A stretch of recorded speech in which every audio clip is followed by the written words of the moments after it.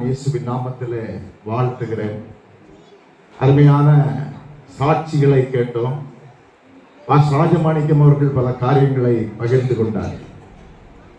பொதுவாக உலகத்தில் வாழ்த்தும் போது சொல்வார்கள், சிலர் குரலினால் வாழ்த்துவார்கள், காப்பியங்களினால் வாழ்த்துவார்கள். நான் வேதத்திலிருந்து ஒரு வசனத்தோடு வாழ்த்துகிறேன். 2 சாமுவேல் 5வது அதிகாரம் 10வது வசனம் சொல்லுகிறது, தாவீது நாளுக்கு நாள் விருத்தி அடைந்தான், கர்த்தர் அவனோடு இருந்தார் என்று. அல்லேலூயா. நாளுக்கு நாள் ராஜமாணிக்கமும் இந்த ஊழியமும் விருத்தி அடைந்து கொண்டிருக்கிறது. அதற்கு காரணம் கர்த்தர் அவரோடு இருக்கிறார். ஆமென். அல்லேலூயா.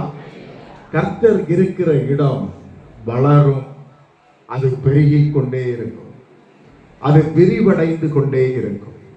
இங்கு தாவீதை குறித்து வேதம் சொல்லுகிறது, நாளுக்கு நாள் ஒரு ஊழியம் என்பது நாளுக்கு நாள் ஒரு வளர்ச்சியை அது பார்க்க வேண்டும்.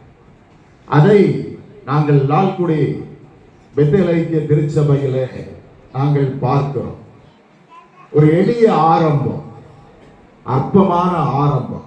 அவர் சொல்லும்போது சொன்னார், இப்பொழுதும் இது ஆரம்பம் தான் என்று.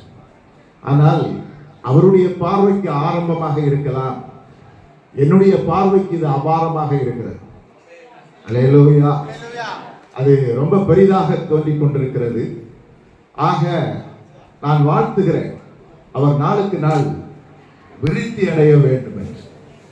ஏன் அவர்